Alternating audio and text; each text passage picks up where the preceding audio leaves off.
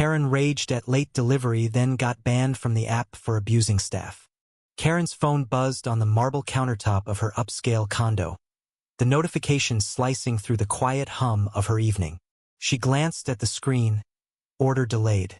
Estimated delivery, 7:45 p.m. Her lips tightened. It was already 7:30. She'd ordered her gourmet poke bowl an hour ago, expecting it to arrive promptly at 7 o'clock. This was unacceptable.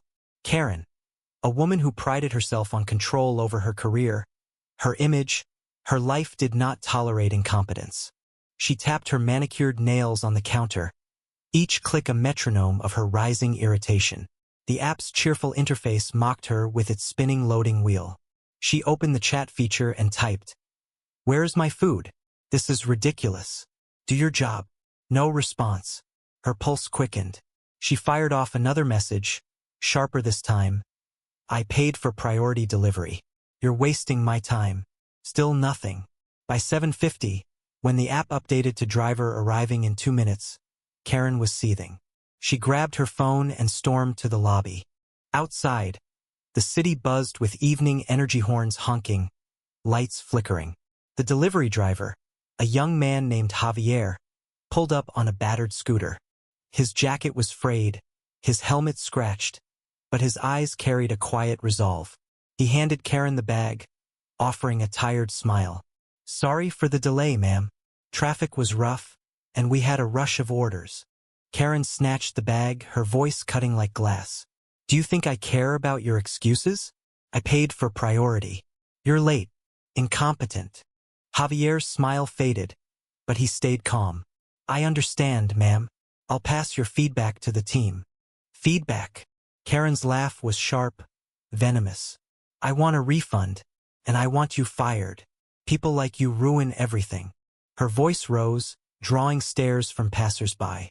A couple at a nearby cafe whispered, phones subtly raised to record.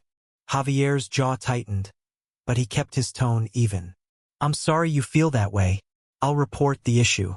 Have a good evening." He turned to leave, but Karen wasn't done.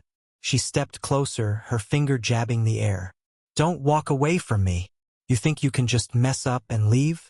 I'll make sure everyone knows how useless you are." The crowd grew. A teenage girl, unnoticed by Karen, filmed the outburst, her expression a mix of shock and disgust.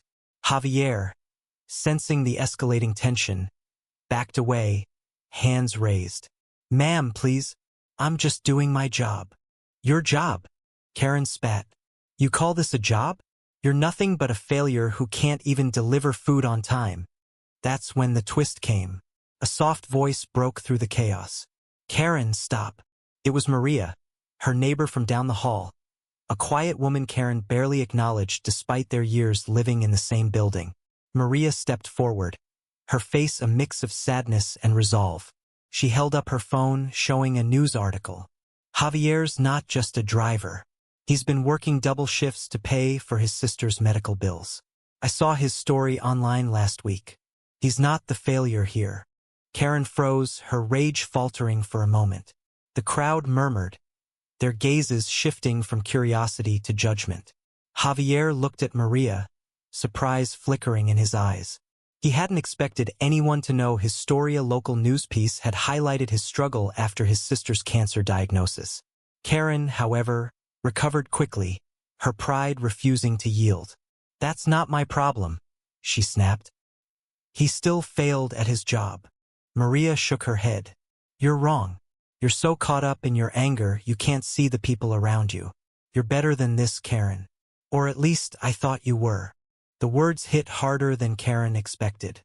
For a fleeting moment, she remembered her own struggles years ago, when she'd clawed her way up in a cutthroat corporate world, enduring judgment and setbacks. But that empathy was buried deep, smothered by years of entitlement. She turned away, clutching her poke bowl, and stormed back to her condo.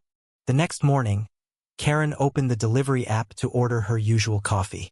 A red banner flashed across the screen. "Account suspended due to violation of community guidelines." She blinked, disbelieving. She called customer service, her voice trembling with indignation. "This is outrageous. I'm a loyal customer. The representative was polite but firm. Ma'am, your account was flagged for abusive behavior toward a driver. We have a zero-tolerance policy. The decision is final. Karen hung up, stunned. She opened social media, only to find the teenage girl's video had gone viral. Thousands of comments condemned her, labeling her the Karen of the year. A few defended her right to expect good service, but most highlighted Javier's story, praising his resilience. The internet had turned her outburst into a public trial. Days passed, and Karen's world unraveled. Friends distanced themselves, co-workers whispered, and her carefully curated reputation crumbled. She sat alone in her condo, the poke bowl long forgotten, staring at the app's login screen. For the first time, she felt the weight of her actions, not just the ban, but the realization that her anger had cost her something deeper, her humanity. Javier, meanwhile, received an outpouring of support. A crowdfunding campaign, sparked by the viral video, raised enough to cover his sister's next round of treatment. He didn't gloat or seek revenge. He simply kept working, delivering meals under the city's flickering lights, his quiet strength untouched by Karen's cruelty. Maria, too, moved on, but not before leaving a note under Karen's door. You can still change. It's never too late to listen. Karen read it, her eyes stinging, but she didn't respond. Pride, after all, is a stubborn thing. The story of Karen and Javier spread, a cautionary tale of rage and redemption. It asked a simple question: when does demanding accountability cross into cruelty? The answer wasn't easy, and it lingered in the minds of those who heard it. What do you think, where's the line between holding others accountable and losing our compassion?